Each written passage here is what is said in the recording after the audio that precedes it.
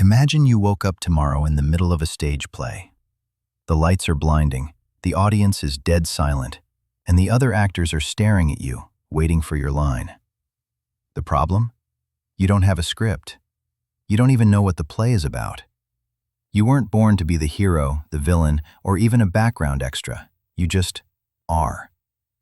This is the core realization of existentialism. Jean-Paul Sartre, the heavy hitter of the movement, summed it up in 3 words that change everything. Existence precedes essence. To understand how radical this is, look at the objects around you. Think about a coffee mug. Before that mug ever existed, someone had an idea, an essence of what it should be.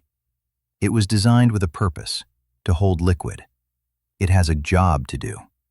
If it fails to hold water, it's a bad mug. But humans? We are the only things in the known universe that show up first and define ourselves later. You weren't manufactured for a destiny. There is no pre-written blueprint in the stars, your DNA, or some divine ledger that dictates who you are supposed to be. At first, this sounds like ultimate freedom. But if you're honest with yourself, it's actually terrifying. If there's no script, then there's no right way to play the part. Most of us spend our entire lives frantically searching for a script, in our careers, our religions, or our social circles, because the alternative is realizing that we are fundamentally nothing until we act. You are a blank canvas that has been dropped into a gallery and told to start painting. There are no lines to guide you, no paint-by-numbers instructions. The hook? The gallery is closing sooner than you think, and the brush is in your hand. You aren't finding yourself, you are creating yourself, one agonizing choice at a time. If you've ever stood at the edge of a high cliff and felt a sudden, dizzying urge to jump, not because you actually wanted to die, but because you realized you could, then you've experienced what Soren Kierkegaard called the dizziness of freedom.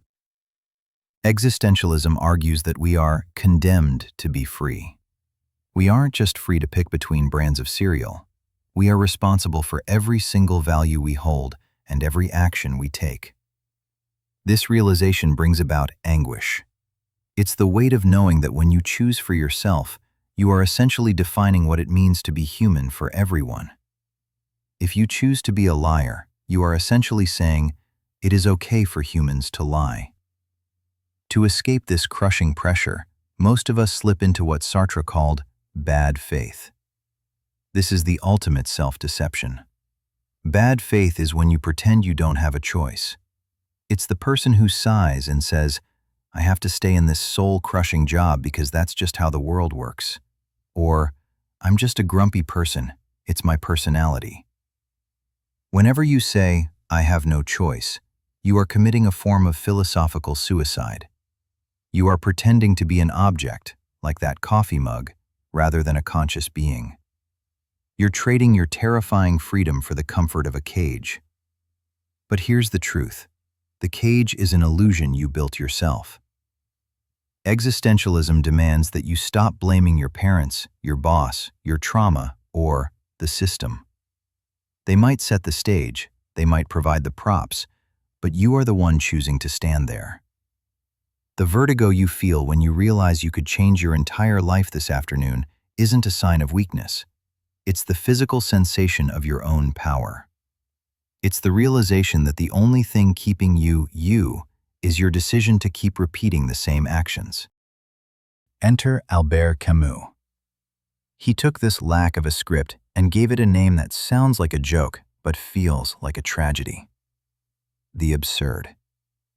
The absurd is the friction between two things: the human heart's desperate, screaming search for meaning, and the unreasonable silence of the universe. We want the world to make sense. We want to believe that everything happens for a reason. But the universe doesn't care about your reason. It is vast, cold, and utterly indifferent to your 5-year plan.